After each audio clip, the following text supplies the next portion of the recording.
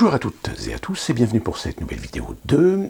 Évidemment, vu les circonstances, je ne pouvais passer à côté de revenir encore une fois de plus sur ce problème qui n'est rien d'autre que le résultat de la volonté de faire de la généralité, de faire de l'étiquetage et par conséquent de la manipulation. Je veux parler des violences policières. Alors, si l'année 2020 aura été assez remplie en matière de problèmes concernant les violences policières, plus particulièrement aux États-Unis, avec l'émergence, la mise en avant du fameux groupe BLM, aujourd'hui en France, eh bien, on a l'impression qu'on a l'intention de remettre également le plat sur la table.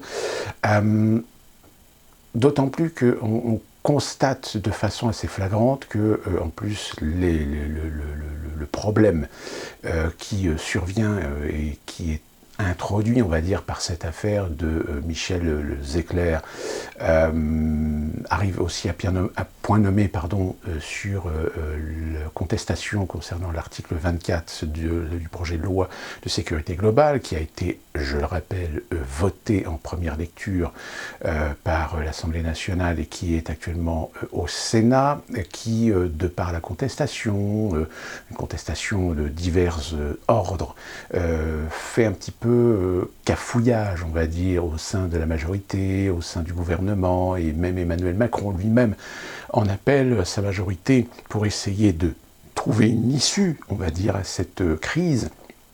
Une issue d'ailleurs qui, somme toute, démontre encore une fois de plus qu'on a affaire à des gens qui sont totalement incompétents, puisque la majorité de l'Assemblée nationale souhaite vouloir établir par commission la possibilité de pouvoir réécrire l'article, ce qui constitutionnellement semble tout à fait incongru, et encore je dis constitutionnellement peut-être que je m'avance, mais par principe, lorsqu'un projet de loi a été voté en première lecture par l'Assemblée nationale, non, logiquement on n'est pas censé en modifier le contenu en cours de route. Vous voyez ce que je veux dire?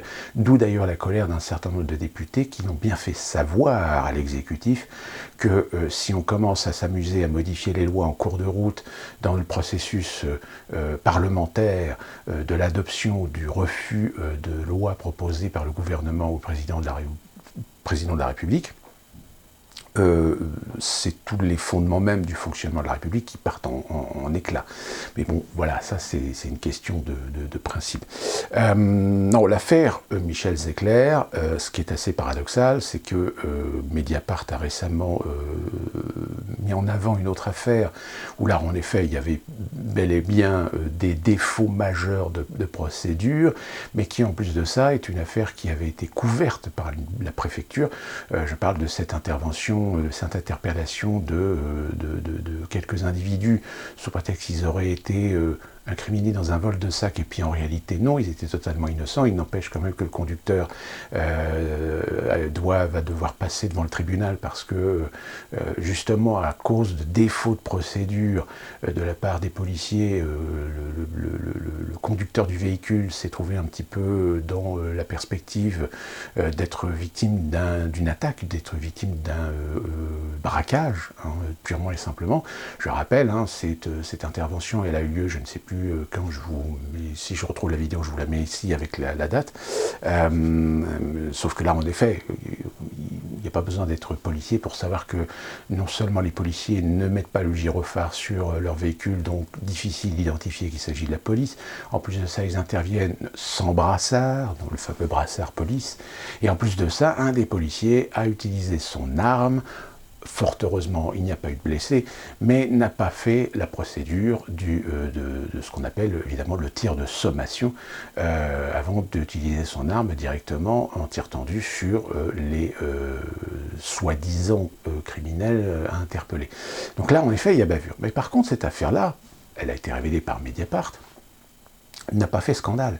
Ce qui fait scandale, c'est cette affaire de ces policiers qui, aujourd'hui, on peut dire que leur carrière policière est complètement foutue, puisque ils ont été aujourd'hui la proie de tout un lynchage médiatico-associatif et politique, du fait qu'ils sont intervenus à l'intérieur d'une demeure privée, alors selon leur version à eux, ils ont voulu interpeller Michel Zecler, pas seulement uniquement pour un défaut de port de masque, mais surtout parce qu'ils se sont rendus compte que émanait de son sac une odeur tout à fait significative de stupéfiants. Et Michel Zecler se serait donc refusé à son interpellation, refusé à son contrôle, et se serait réfugié à l'intérieur. La suite, on a vu ce qui s'est passé, etc. Alors, est-ce que la police a eu raison de faire ce qu'elle a fait? Est-ce qu'elle a excédé, est-ce qu'elle a surpassé ses prérogatives d'interpellation?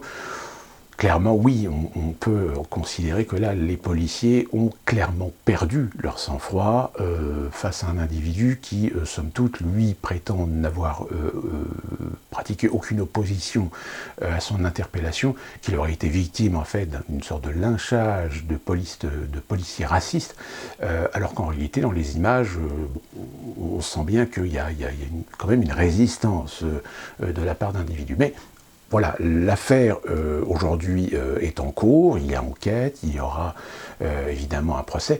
Le seul problème, c'est que les policiers, bien aujourd'hui, payent le prix peut-être de leur dérapage, on va dire, puisqu'ils sont aujourd'hui non seulement suspendus, mais en plus de ça, ils ont été placés en prison, en détention provisoire. C'est-à-dire que avant même qu'une enquête, avant même qu'un juge ne les condamne pour leurs actes, eh bien, ils sont aujourd'hui en tôle.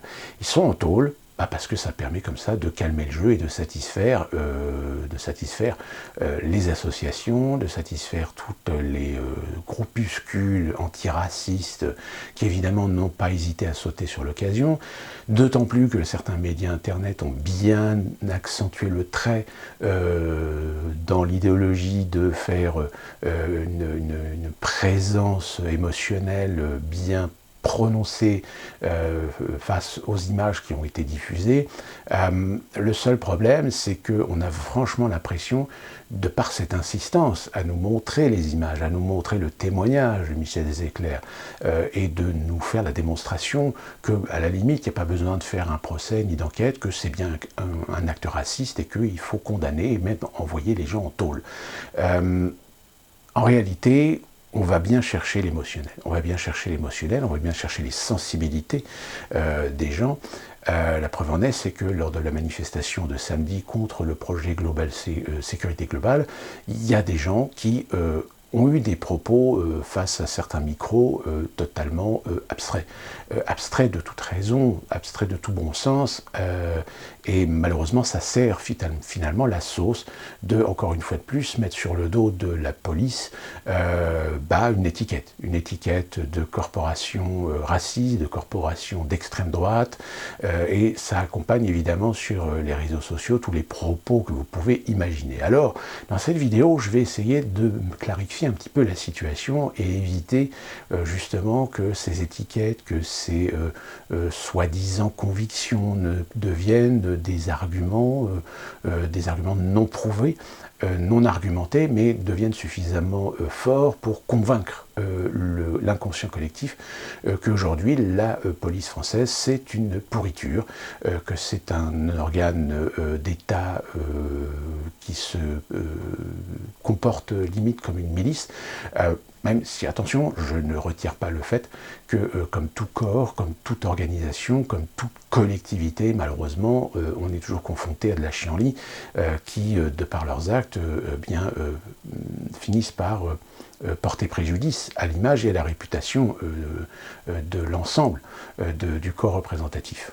Avant de commencer, précisons bien les choses. Comme je l'ai dit et je le répète et je l'ai toujours répété, il n'est pas question aujourd'hui de faire en sorte d'étiqueter et de faire de généralité sur la police pour satisfaire justement une idéologie. Parce que c'est bien une idéologie aujourd'hui qui est en train d'œuvrer pour convaincre les Français qu'aujourd'hui nous avons une police qui est sale, qui est raciste, qui est partisane extrême droite, qui est fasciste, même si dans un certain contexte, on se souvient des Gilets jaunes, évidemment la police eh bien malheureusement, elle fait un sale boulot, on va dire. Et d'ailleurs, ça rejoint assez étrangement ce qui est prévu dans la Déclaration des droits de l'homme et du citoyen. Je vais vous donner ce texte d'ailleurs pour que vous compreniez bien le sens de mon propos, à savoir que à l'article 12 de la Déclaration donc, des droits de l'homme et du citoyen de 1789, il est bien stipulé que la garantie des droits de l'homme et du citoyen nécessite une force publique. Donc déjà, la Déclaration des droits de l'homme prévoit une autorité pour faire respecter la loi et l'ordre établi par la République, avec évidemment la représentation du peuple. Cette force est donc instituée pour l'avantage de tous, et non pour l'utilité particulière de ceux auxquels elle est confiée.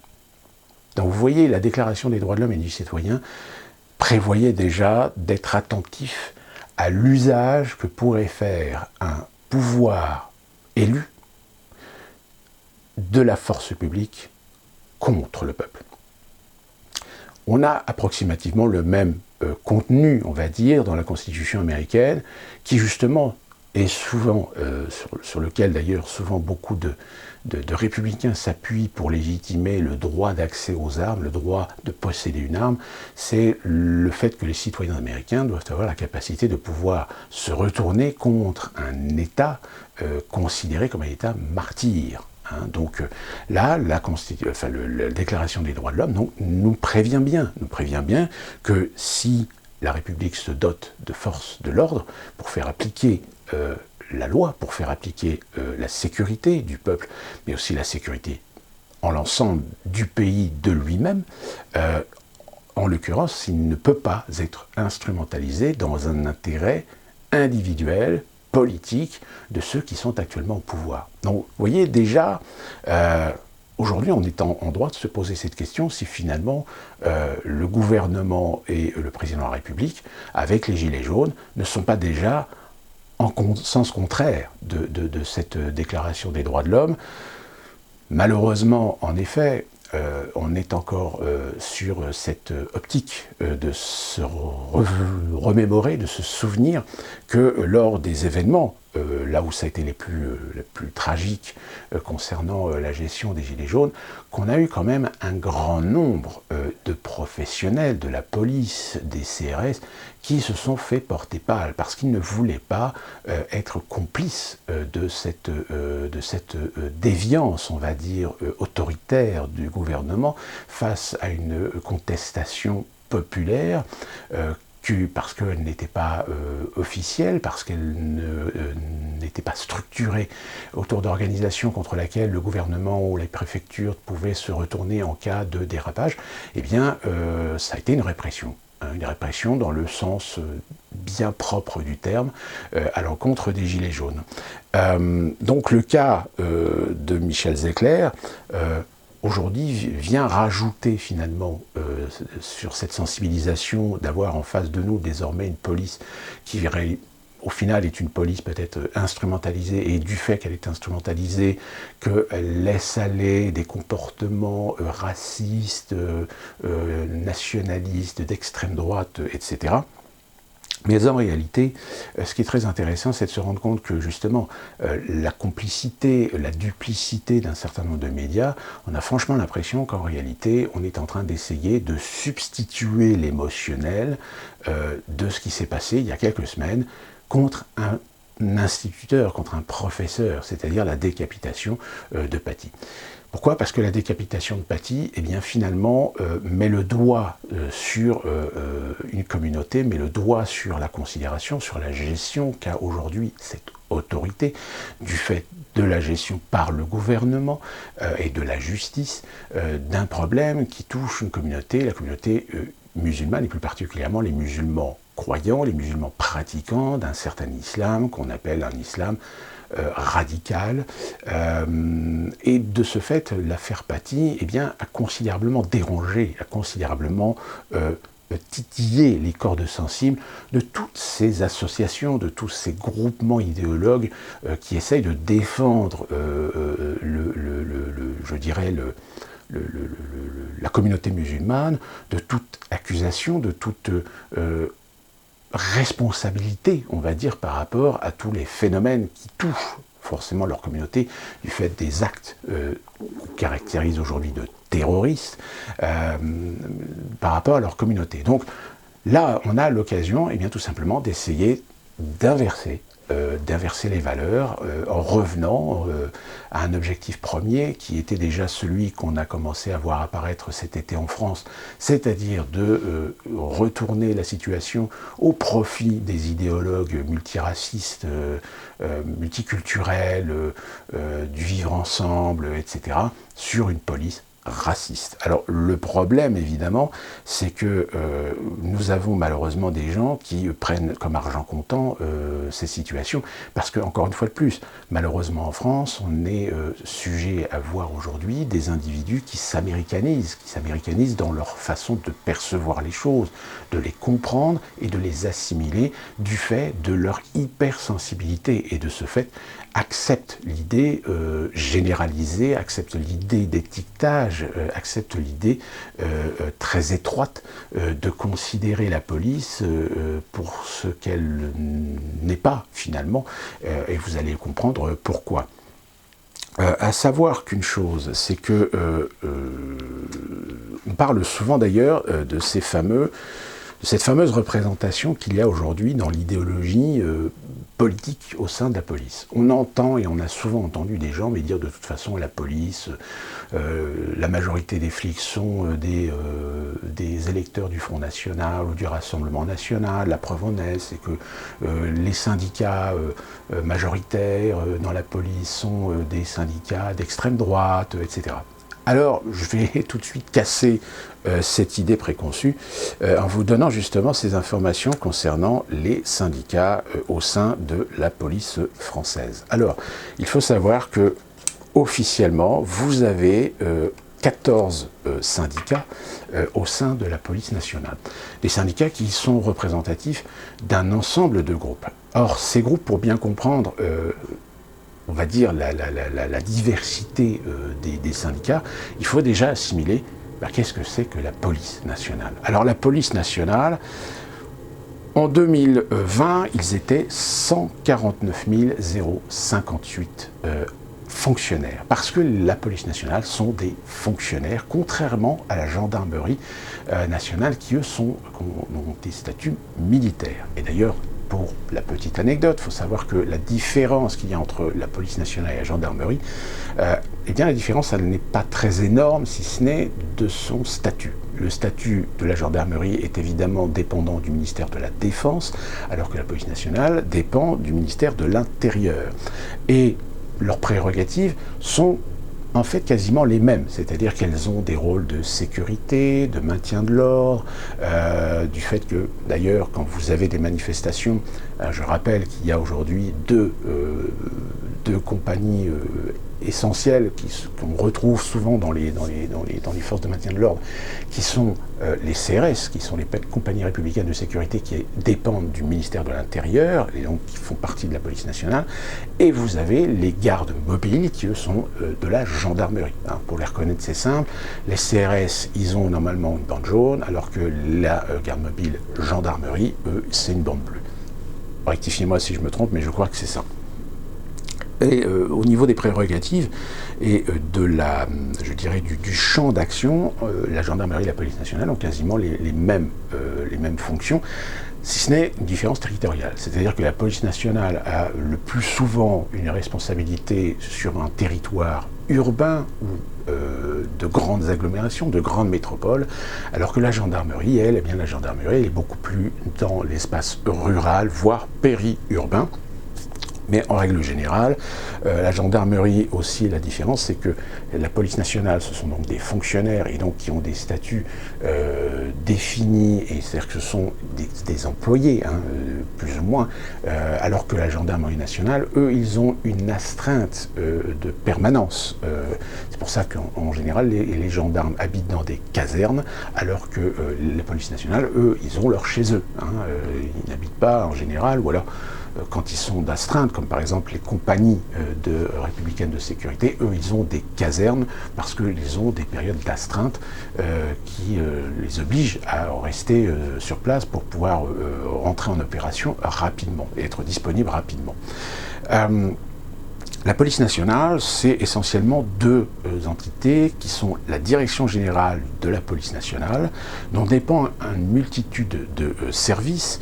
Alors, pour vous donner un petit peu le détail de ce qu'il y a dans la direction générale de la police nationale, vous avez par exemple le CIPN, qui est le centre d'information de la police nationale, vous avez l'UCFM, la force mobile, vous avez l'UCGE, qui est une compagnie qui intervient pour sécuriser des événementiels, vous avez la DAV, qui est la délégation aux victimes, vous avez l'UCSTC, qui est l'unité de coordination de la sécurité des transports en commun, vous avez le SICOP, qui est le service d'information et de la communication de la police nationale. Vous avez le DCI-IT, qui est le détachement central interministériel et intervention technique.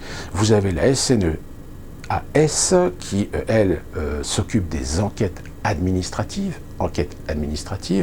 et le RAID, le fameux RAID, hein, bien connu, qui est recherche, assistance, intervention et dissuasion, qui, elle, dépend donc de la direction générale de la police nationale. Pour ce qui est du reste, c'est-à-dire les gardiens de la paix, sécurité publique, donc ça inclut donc tout ce qui est gardien de la paix, etc., police judiciaire, CRS, police des frontières, la formation, la coopération internationale, qu'on appelle DCI, les services techniques et scientifiques, la SCPTS, les services de protection, la SDLP, et enfin l'ancienne DGSI, l'actuelle IGPN, qui est donc l'inspection des services, elles dépendent de la préfecture. Donc voilà les structures globales, hein. Je ne vais pas aller dans des détails des sous-services, comme par exemple au niveau de la police judiciaire, vous avez la BRI, vous avez les BAC, vous avez les services de lutte contre les fraudes, etc. Donc vous avez une multitude de services spécialisés. Et donc viennent s'incrémenter sur ces différentes entités de la police nationale des syndicats qui ont leur spécificité par rapport au secteur soit de terrain, soit administratif, soit juridique. Et donc vous avez, si je ne me trompe pas, 1, 2, 3, 4, 5, 6, 7, 8, 9, 10, 11, 12, 13, 14, donc 14 syndicats. Et donc, pour damner le plomb de ceux qui disent que la police nationale est majoritairement d'extrême droite, etc., les syndicats, etc., eh bien, on va leur faire taire un petit peu leurs préjugés, parce que parmi les 14 syndicats, il y en a à la rigueur 1, 2, 3, 4, 5, 6 et 7, il y en a 7 qui se partagent, on va dire, la représentativité. Alors, attention, sur les 149 058 fonctionnaires, je n'ai pas le chiffre des fonctionnaires qui sont syndiqués.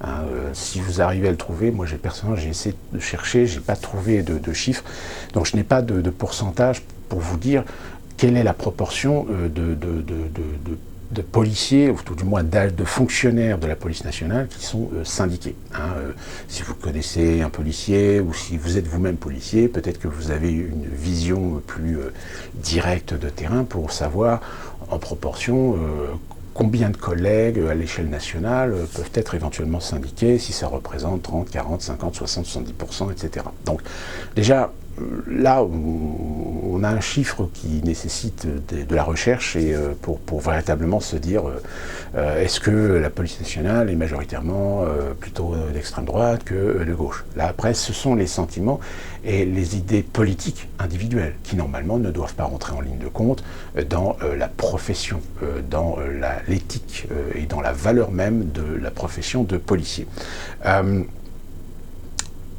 Le syndicat, alors là je vous donne la représentation lors des dernières élections qui ont eu lieu en 2018 au sein de la police nationale. Le premier syndicat, la première force syndicale au sein de la police, c'est la FSMI FO, qui représente 34%. Alors FO, force ouvrière, c'est pas de l'extrême droite. Je pense qu'on est tous d'accord. Suivi par Alliance, PN, SNA, PATSI, Synergie Officier, SICP et SAPACMI. Donc là, c'est un ensemble de collectifs, c'est une sorte d'alliance, hein, comme Alliance étant déjà le nom d'un syndicat, d'un ensemble de syndicats qui opèrent dans différents secteurs de la police nationale. Eux représentent 31%. Alliance et tous ces syndicats-là, est-ce qu'ils sont d'extrême droite? Étant donné que Alliance est un groupement de syndicats qui, en fait, est on va dire une corporation qui a été créée en dissidence d'un syndicat CGT il y a plusieurs années de cela, et qu'en plus de ça, le président de cette représentation syndicale avait appelé à voter Emmanuel Macron en 2016 contre Marine Le Pen, on peut considérer que ce n'est pas un parti d'extrême droite.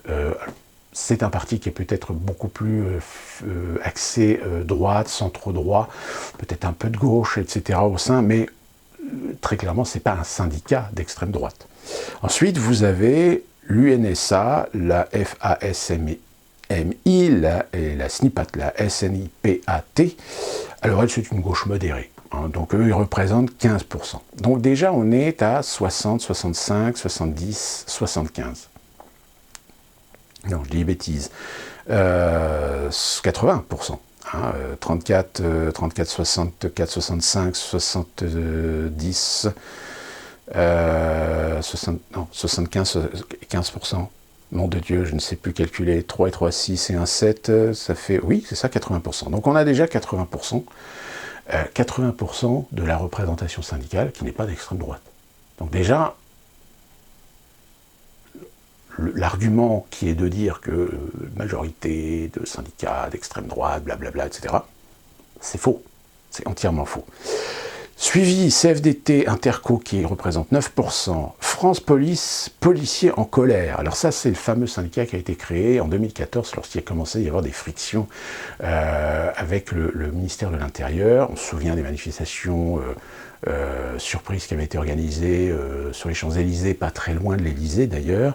Là, en revanche, en effet, c'est un syndicat qui a des penchants d'extrême droite, très ouvertement supportant le Rassemblement national, représente 3%. 3%. Ensuite, vous avez CGT, USIAEOM, qui représente 2%. Vous avez le FPIP. Alors, en effet, là, celui-là, c'est bien le syndicat souvent visé comme étant le syndicat d'extrême droite, sauf qu'il représente 1%. Ensuite, vous avez Sud intérieur. Alors, Sud, c'est pas de l'extrême droite, Sud, on est bien d'accord sur ce fait-là, représente 0,63%. Vous avez la CFDT Mi-Impact Police qui représente 0,40%. CFDT, c'est pas de l'extrême droite, c'est plutôt centriste, chrétien d'origine, la CFDT.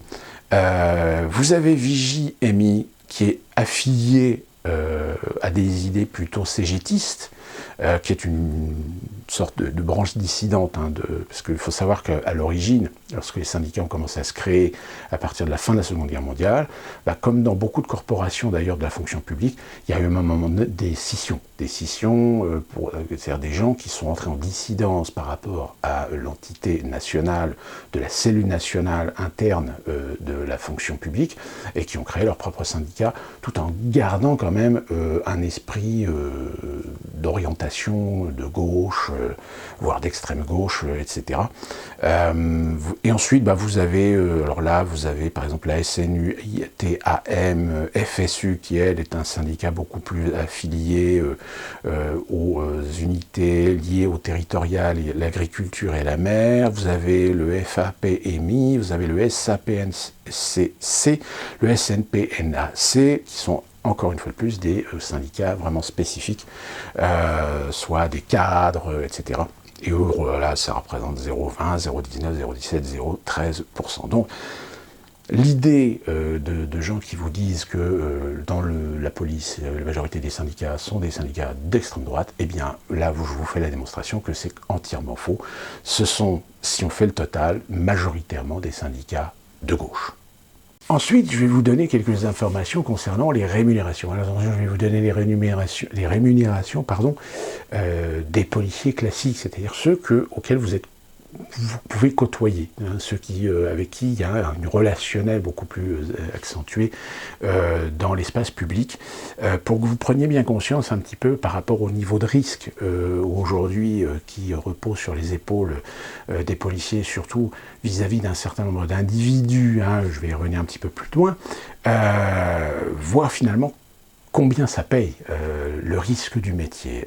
Eh bien, il faut savoir qu'un élève dans une école de police va déjà percevoir, alors ça c'est le salaire prime inclus net, hein, donc là je vous donne le net, c'est 1379. Aux alentours d'eux, puisque encore une fois, chacun peut avoir éventuellement le bénéfice d'un salaire plus ou moins avec un pourcentage de 2, 3, 5% plus que moins par rapport, mais enfin, normalement c'est pas moins, hein, si on respecte plus ou moins le code du travail. En règle générale, lorsqu'une grille de salaire vous donne un salaire bien fixe, vous n'avez pas le droit de toucher moins. Hein, ça, c'est la loi. Lorsqu'il commence à opérer en tant que stagiaire, il touche 2035 € net par mois. Ensuite, lorsqu'il devient officiellement gardien de la paix, il peut toucher entre 2092 et 2732 € net. Hein, quand je dis la fourchette est assez large, c'est parce qu'après vous avez évidemment, suivant l'ancienneté, les promotions qu'il peut y avoir au sein des services, l'appartenance aussi par rapport au fait, exemple, que des gardiens de la paix qui travaillent sur des grandes agglomérations, des grands centres-villes, etc. Il est évident qu'un gardien de la paix à Paris ne touche pas le même salaire qu'un gardien de la paix à Trifouille-les-Deux-Églises, hein, qu'on soit bien d'accord. Arrivé à brigadier, il peut toucher entre 1369 et 1856 € net par mois, un brigadier chef de 1712 à 3027 € net par mois, major de 1889 à 3233 € net par mois, et enfin le responsable d'une unité locale, là c'est le responsable qui ensuite, au-dessus de lui, normalement c'est la préfecture, ou tout du moins le représentant de la préfecture à l'échelle du commissariat ou du commissariat central, selon l'importance de la ville, eh bien lui touchera entre 3391 et 3533 € net par mois. Alors vous comprenez bien que déjà pour être brigadier chef, il faut déjà avoir quelques années dans la police, puis en général aujourd'hui ça se passe souvent avec des concours. Au-delà, lorsque vous êtes dans une spécialisation, lorsque vous voulez accéder à des services de police judiciaire, par exemple, là, par contre, vous êtes obligé de passer des concours. Et donc là, évidemment, les salaires sont totalement différents. À savoir qu'en revanche, en matière d'acquis sociaux, il faut savoir que le départ à la retraite, alors évidemment, suivant les réformes qui ont été appliquées ces dernières années, on va considérer pour ceux qui sont arrivés après le 1er janvier 2015, eh bien eux vont pouvoir partir à la retraite après 17 ans de service. Hein, c'est juste une question évidemment qui est proportionnelle au type de métier, hein, avec les risques, à la fois les conditions physiques, les risques physiques et moraux que implique aujourd'hui ce genre de métier. Donc voilà quelques informations pour vous donner un petit peu une idée aujourd'hui de ce qu'est la police nationale. Et encore une fois, la police nationale n'échappe pas au phénomène que nous ne sommes que des êtres humains. Et en tant qu'êtres humains, eh bien, des fois, si nous avons, de par notre éducation, de par l'enseignement que nous avons reçu, que ce soit de la part de nos parents, que ce soit par l'intermédiaire de l'éducation nationale, ou voire même de l'école de la police nationale, eh bien, on nous apprend à avoir une éthique, à avoir une professionnalisation, une profession de foi vis-à-vis du statut que l'on va nous octroyer en tant que fonctionnaire de la police nationale. Ça, c'est la théorie. En pratique, c'est évidemment comme partout, plus compliqué, tout simplement parce que malheureusement, il y a un des impératifs politiques, des impératifs économiques. Juste pour vous donner un petit ordre d'idée, on se souvient tous de cet argumentaire de différents gouvernements, etc., qui disaient « oui, nous allons augmenter les effectifs de police, etc. » Je vais vous donner tout simplement un chiffre. En 2015, la police nationale, c'était 145 200 agents. En 2020, ils sont 149 058. C'est-à-dire qu'on a à peine 4000 fonctionnaires de plus. Ça fait à peu près 800 fonctionnaires par an, sur 5 ans. En sachant qu'évidemment, 800 fonctionnaires, c'est-à-dire que vous en avez qui sont partis entre-temps, vous en avez qui sont partis à la retraite entre-temps. Donc, il y a eu des roulements, si vous voulez. Ça ne fait pas BZF, quand même, en 5 ans. C'est-à-dire qu'on est très très loin des milliers d'effectifs qui avaient été promis par certains gouvernements, par certains ministres de l'Intérieur, etc. Donc, vous voyez, déjà, en matière de chiffres, là, on est un petit peu plus précis sur la réalité, de fait. À savoir que, aussi, comme je le disais, la police, comme tous les organes, c'est une question de gestion. Et si aujourd'hui on doit trouver des responsabilités réelles aujourd'hui par rapport au dérapage, par rapport aux problèmes qu'il y a au sein de la police nationale, eh bien c'est tout simplement l'administration. C'est l'administration, c'est la hiérarchie qui, elle, est responsable de la mise en place de personnel, de la mise en place de fonctionnaires qui soient à même d'opérer suivant les principes, les valeurs et l'éthique des métiers qu'imposent aujourd'hui ceux de la police nationale. C'est la théorie. En pratique, malheureusement, on sait comment ça se passe. Souvent, il y a des conflits d'intérêts politiques, idéologiques. Les conflits d'intérêts politiques et idéologiques, c'est quoi? Eh bien, c'est accepter, par exemple, des individus issus de la diversité. Alors, je n'ai pas pu trouver de chiffres pour savoir quel était le pourcentage aujourd'hui dans le personnel de police nationale issu de la diversité. Encore une fois, on est confronté évidemment à ce fait qu'en France, on n'a pas le droit. Il est interdit de tenir de la statistique par rapport à l'ethnie.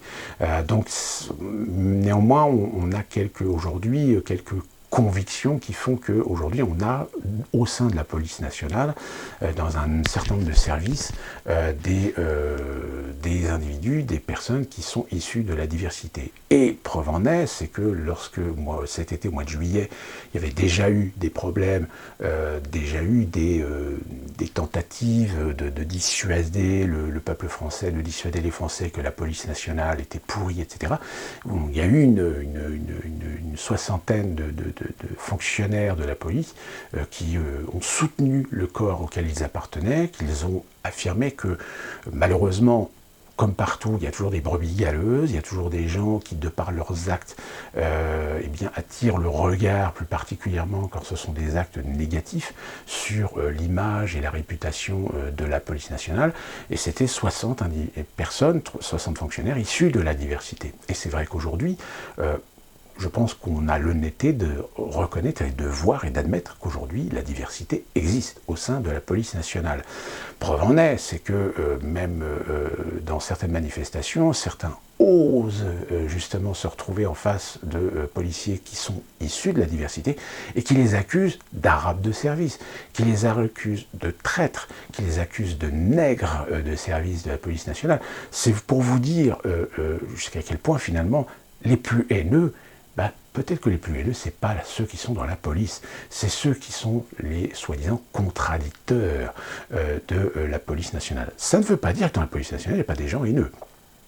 Encore une fois de plus, je le répète, comme partout dans tous les corps, il y a malheureusement des individus qui portent préjudice à l'image et à la réputation d'une corporation, d'un collectif.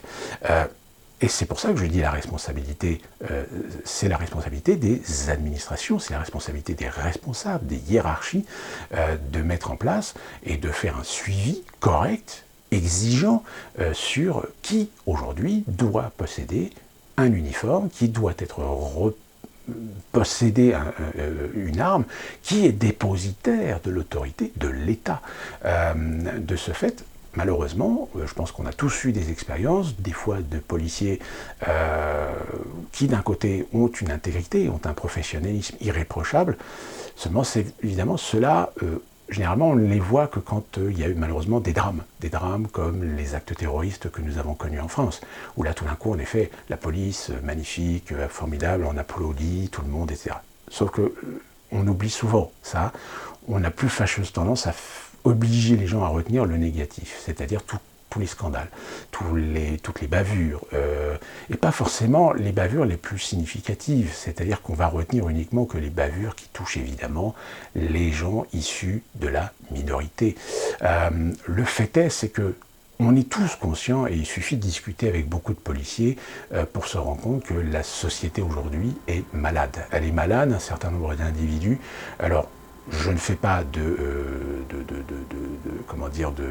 spécificité d'origine ethnique, etc. Là, j'englobe vraiment la totalité des individus en France. Nous le savons qu'il y a des individus qui refusent l'autorité. D'un côté, et là je fais par contre le distinguo, c'est qu'en France, nous avons, par notre culture latine, un rapport très ambigu parfois avec l'autorité, parce qu'on aime bien nos libertés, et on n'aime pas avoir en face de nous des gens qui à un moment nous rappellent à l'ordre sur ce que nous avons le droit de faire et ce sur ce que nous n'avons pas le droit de faire.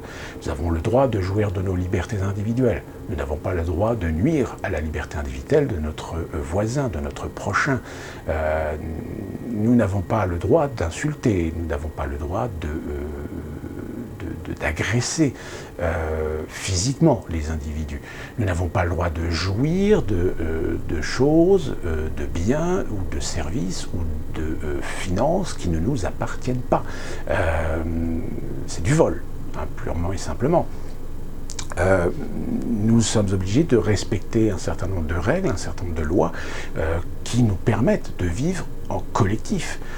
Lorsque nous sommes dans l'espace public est rempli d'un certain nombre de codes, d'un certain nombre de règles que nous devons de respecter. Ne serait-ce que le plus significatif étant évidemment le code de la route. Évidemment, si vous ne respectez pas le code de la route, dans ce cas-là, vous risquez de payer le prix de votre égoïsme, de votre conviction d'avoir le droit de griller un feu rouge ou de griller un stop sous prétexte parce qu'il n'y a personne. Surtout, ce qui est le plus significatif, c'est évidemment la cohabitation entre les vélos et les véhicules. Le comportement, par exemple, de certains cyclistes, qui est un comportement totalement incivique à mes yeux, soi-disant parce qu'on fait du vélo et que c'est écologique, ça donne quoi? Un passe-droit de ne pas respecter les stops, de ne pas respecter les priorités à droite, de ne pas respecter les feux rouges, de même des fois circuler sur le trottoir, qui est un trottoir qui normalement est un endroit pour les piétons et pas pour les vélos, tout ça parce que ça permet comme ça de griller le feu rouge en utilisant le passage piéton de l'intersection. Enfin, voilà, tous ces comportements-là, nous les connaissons, nous les avons vus.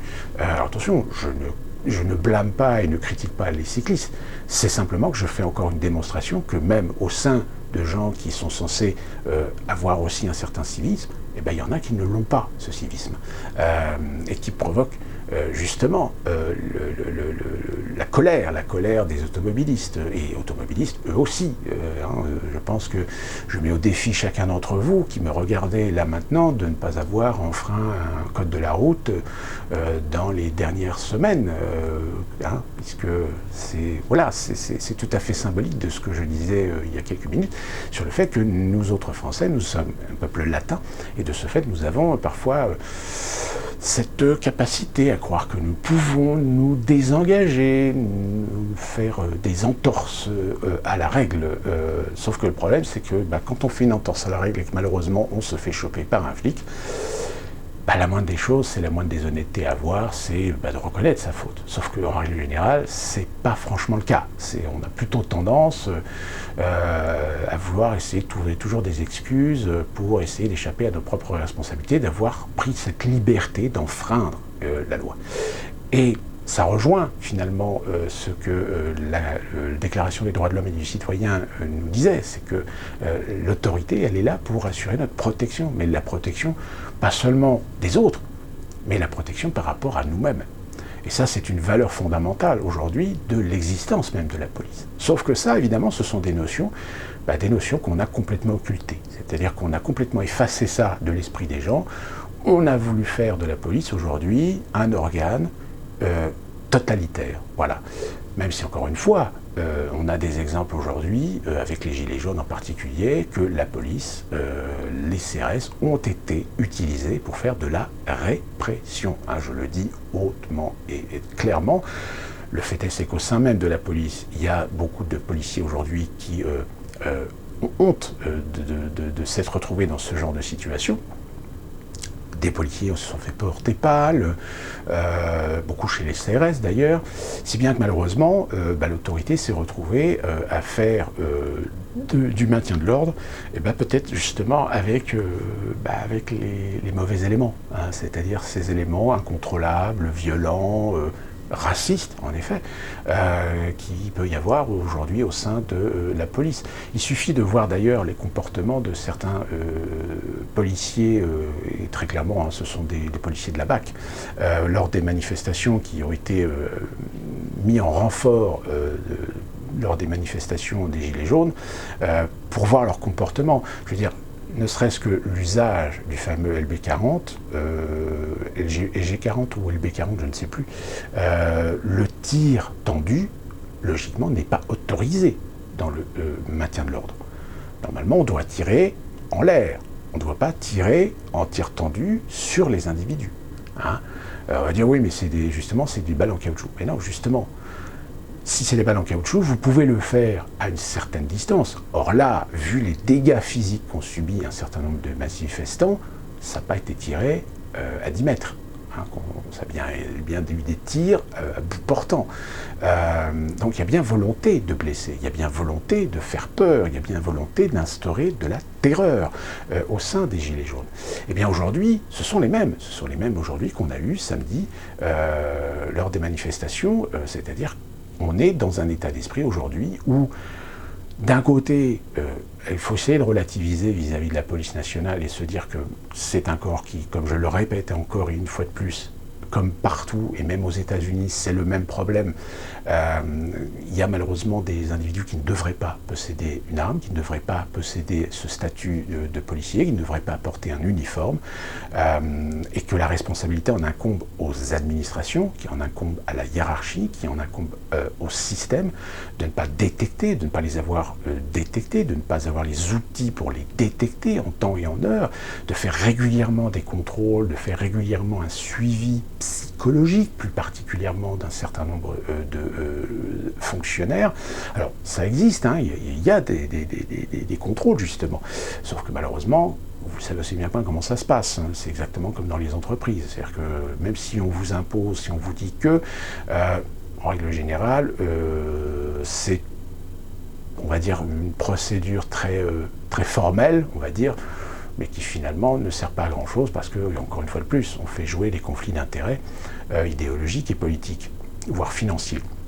Donc à partir de là, si vous comprenez bien la chose, que malheureusement, dans la police, oui, il y a de la chienlit, que c'est regrettable parce qu'on attend de la police justement de l'intégrité et de l'éthique par rapport à leur profession.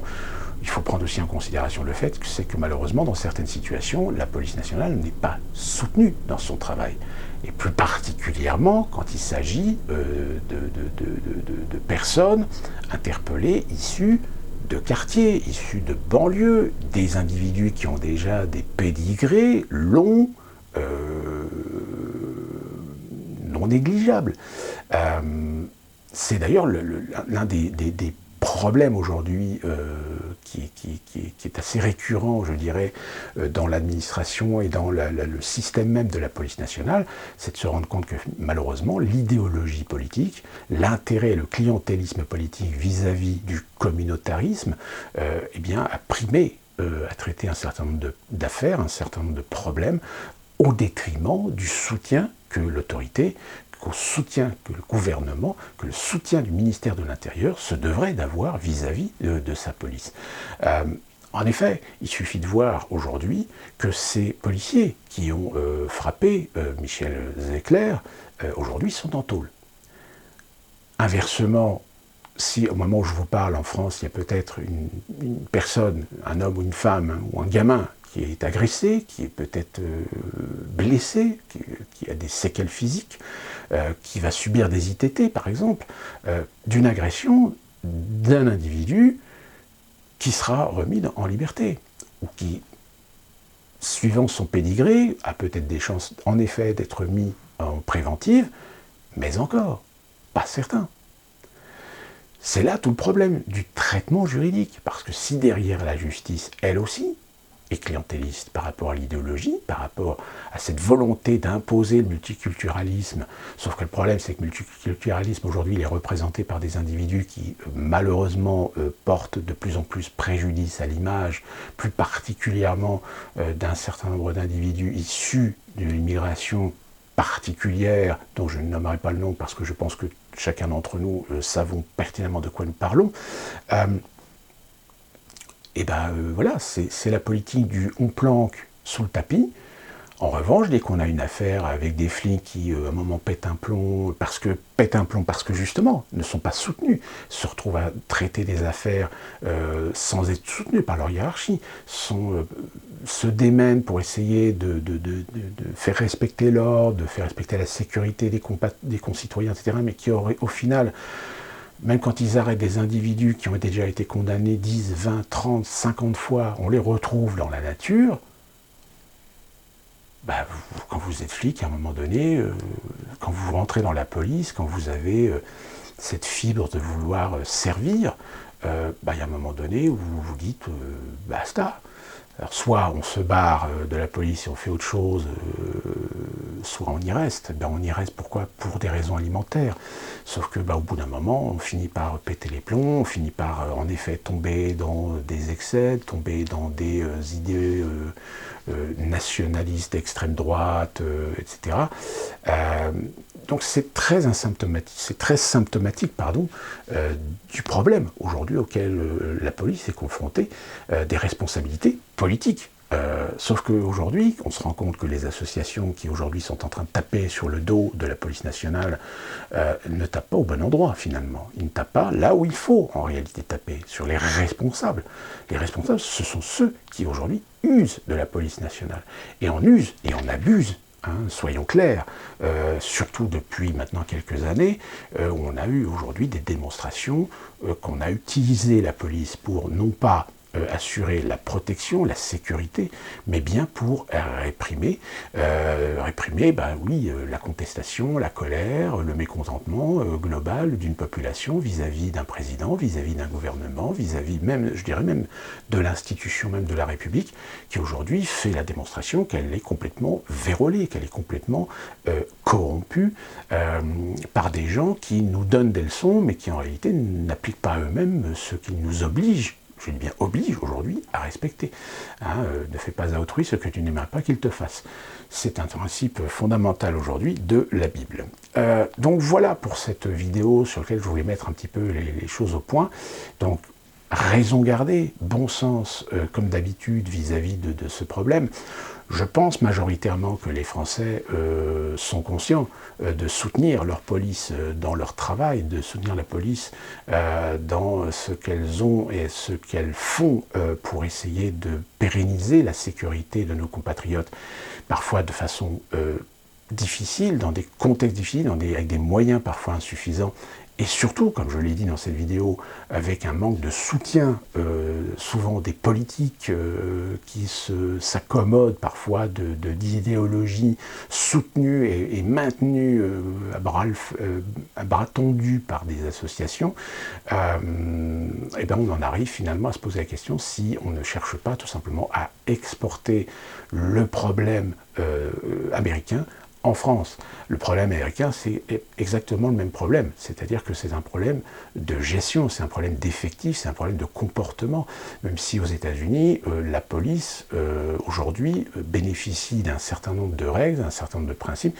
que tout citoyen américain est censé maîtriser, censé connaître. Si une personne décide de jouer au con, oui, la sanction, elle tombe irrémédiablement, parfois, malheureusement, avec beaucoup d'excès. Alors pourquoi je fais cette comparaison du fait que, pour moi, je pense qu'on est en train d'essayer d'exporter le phénomène américain en France, plus particulièrement en faisant l'usage du racisme au sein de la police, c'est tout simplement parce que voilà, on cherche à monter tout simplement les gens les uns contre les autres. C'est exactement l'objectif qu'avaient les BLM, c'est-à-dire de défoncer, je dis bien défoncer le principe même de gestion des polices aux États-Unis, même si encore une fois de plus, là encore, aux États-Unis, il y a énormément de problèmes de gestion suivant les États, suivant les villes, avec des relations parfois très conflictuelles entre les maires, entre les gouverneurs, entre les présidents de section, entre les shérifs, etc., parce que issus d'idéologies différentes, en effet, la police américaine est confrontée exactement au même problème. C'est que si elle possède en son sein des gens qui sont serviables, je dirais même parfois très étonnamment beaucoup plus serviables que ce qu'on peut trouver en France, professionnels, compétents et très alertes de situations. On a eu beaucoup d'exemples d'ailleurs lors de certains événements de policiers qui ont su traiter des situations extrêmement tendues avec beaucoup d'intelligence, sauf que malheureusement c'est pas eux sur lesquels les projecteurs sont mis, on met plutôt les projecteurs quand il s'agit de policiers qui finissent par sortir les armes et tirer sur des personnes, plus particulièrement des personnes noires. C'est là que ça a plus d'intérêt évidemment pour servir la sauce BLM qui, je le rappelle, est soutenue et financée par des philanthropes américains de gauche et plus particulièrement par une société qui s'appelle Open Society appartenant à monsieur George Soros, surtout que les BLM, j'ai fait d'ailleurs une vidéo il y a au mois de juin justement, à l'époque de l'affaire George Floyd, où je faisais un petit peu le décortiquage de ce qu'il y avait derrière le BLM, qu'est-ce que représentait BLM, et on se rend compte rapidement que quand on voit un petit peu de façon globale l'idée ou l'idéologie ou la façade qu'on est en train d'exposer au monde sur le mouvement BLM, on se rend compte qu'il y a un moment donné, vis-à-vis de la communauté noire américaine, il y a certains conflits d'intérêts. Je pense particulièrement chez les BLM, qui se disent inspirés par des idéologies marxistes, on trouve beaucoup d'anticléricaux. Or, quand vous savez qu'aux États-Unis, vous avez énormément d'Afro-Américains qui sont religieux, qui sont croyants, qui vont souvent à la messe le samedi ou le dimanche, être défendus par un groupe ou un corporatisme anticlérical, forcément, on comprend pourquoi il y a des Noirs qui ont finalement voté pour Donald Trump. Mais ça, c'est une autre histoire.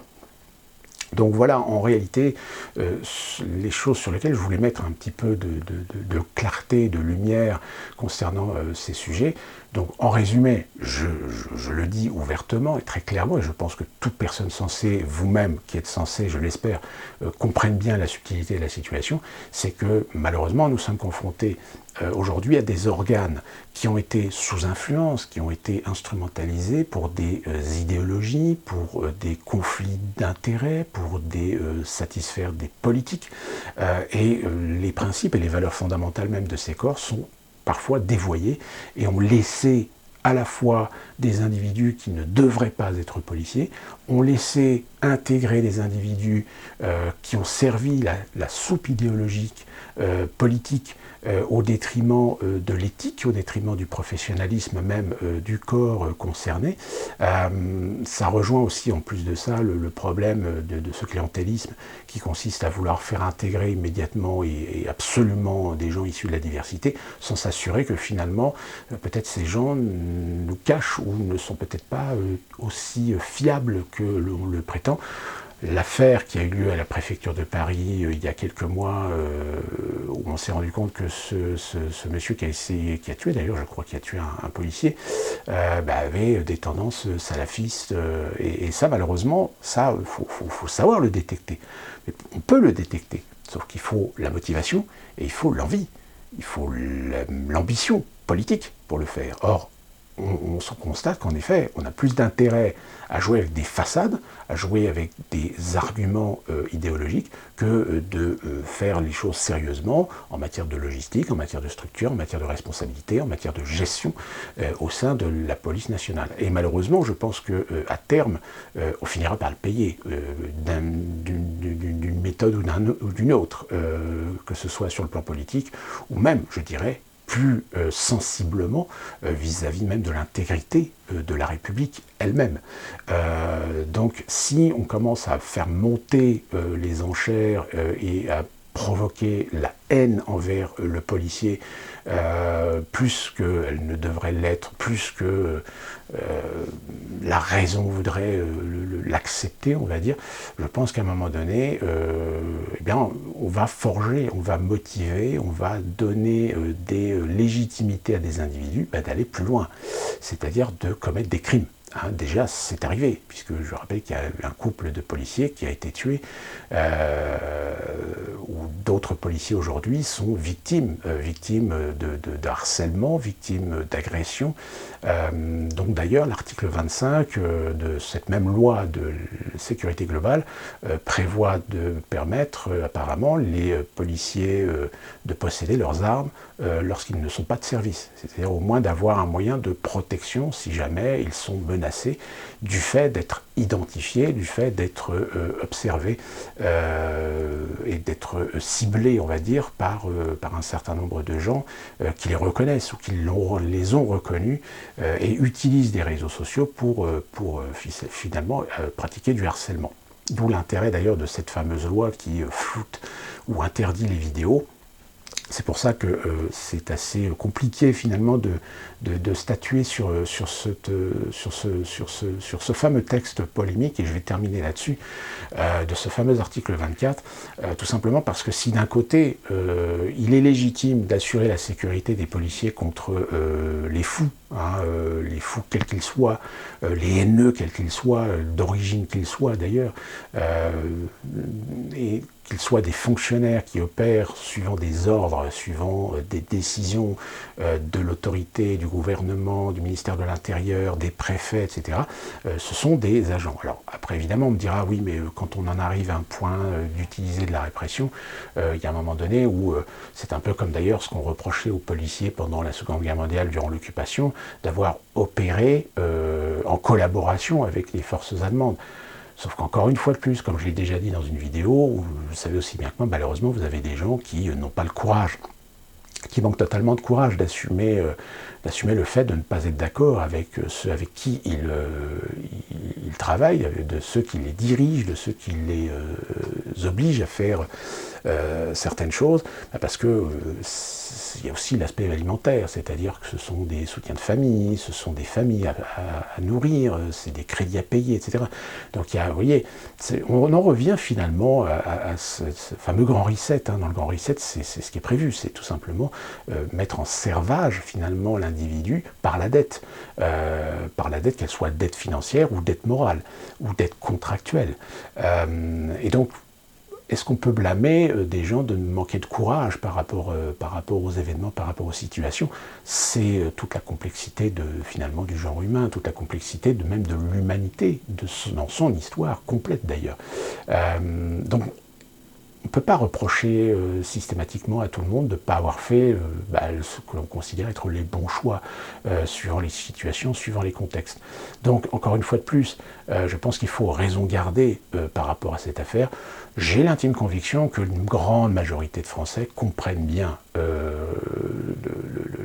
la situation, d'autant plus qu'aujourd'hui, je pense qu'on est tout à fait d'accord sur le fait qu'on a monté un peu trop haut les enchères, avec les arguments du racisme, comme aussi les arguments de complotisme, dès qu'on commence à soulever les bonnes questions par rapport à un grand nombre de sujets, ce qui n'arrange pas les affaires d'ailleurs avec ce gouvernement et ce président de la République qui très clairement ne sont pas au service de l'État, ne sont pas au service du peuple souverain, sont au service d'autres gens qui ont intérêt aujourd'hui à démolir le pays. Et comment démolir le pays, comment détruire un État-nation, si ce n'est, eh bien, complètement démolir sa société, la démolir sur le plan social, la démolir sur le plan économique, et finalement, toute cette gabegie, toute cette haine qui se déverse aujourd'hui sur la police fait partie finalement intégrante de ce plan, de cette logistique.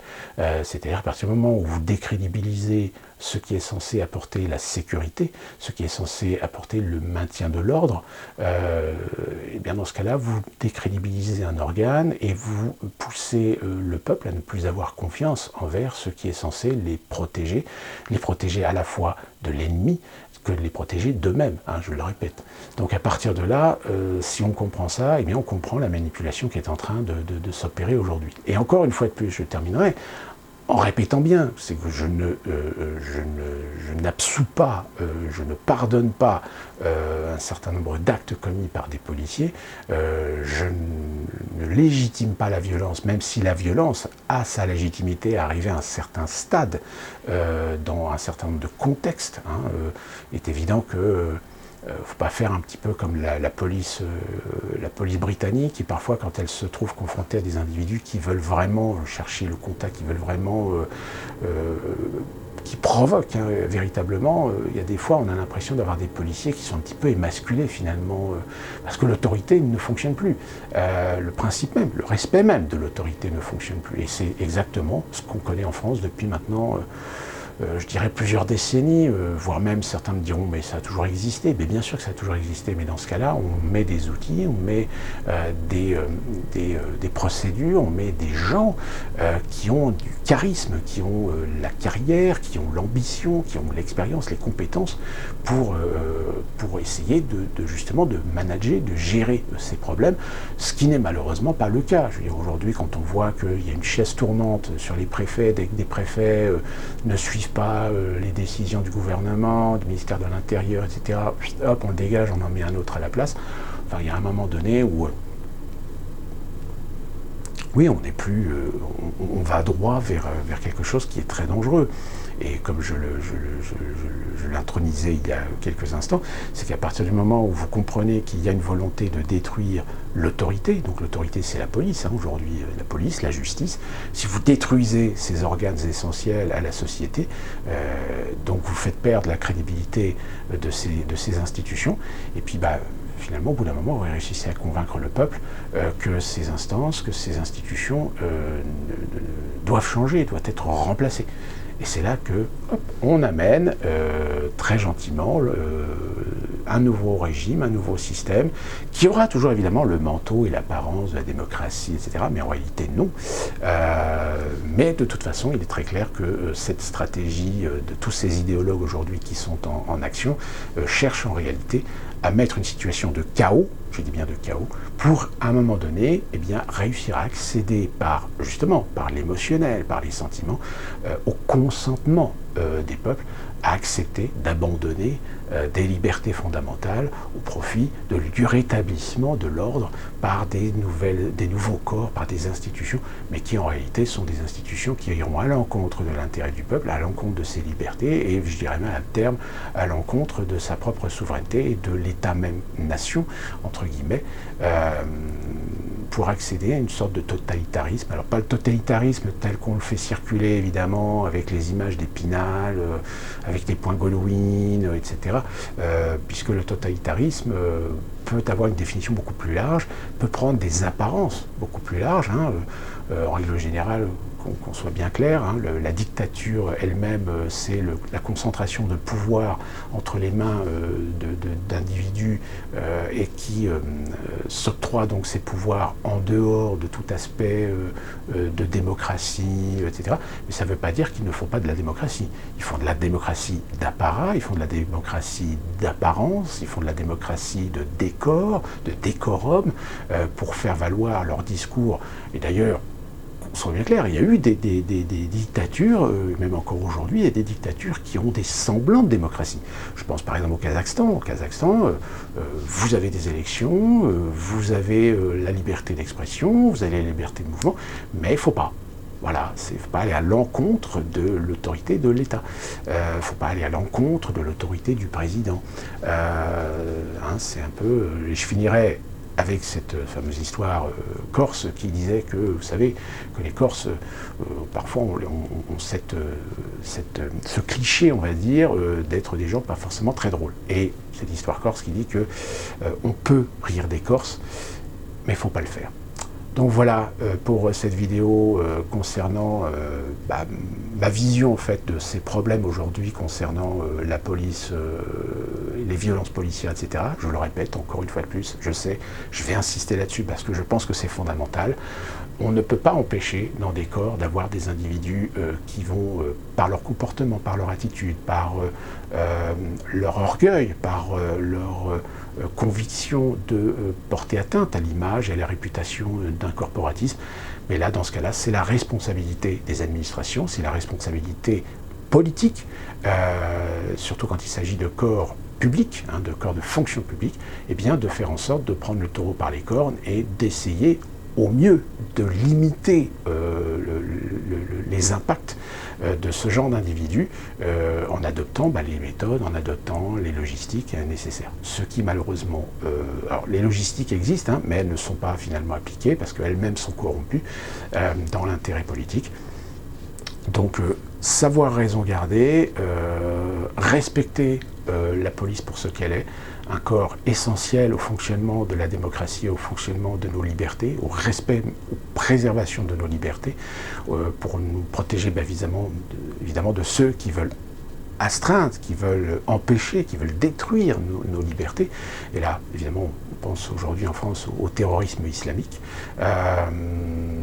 Nous espérons seulement que on ne va pas en finir à des drames, parce que finalement on se rendra compte très facilement qu'on est dans un processus qui consiste à faire monter les gens les uns contre les autres, les corporatismes les uns contre les autres, et on est en pleine manipulation de toute façon. C'est pour ça que dans ma précédente vidéo j'avais intronisé cette idée de bien faire attention et de bien comprendre qu'on est dans un processus de manipulation de masse, de manipulation idéologique, et la preuve en est, c'est que lors de la manifestation ce samedi, qu'est-ce qu'on a vu réapparaître? On a vu réapparaître les Traoré, d'ailleurs qui se sont fait un petit peu bousculer par des gens qui n'étaient pas d'accord avec cette récupération, cet opportunisme de la part des Traoré.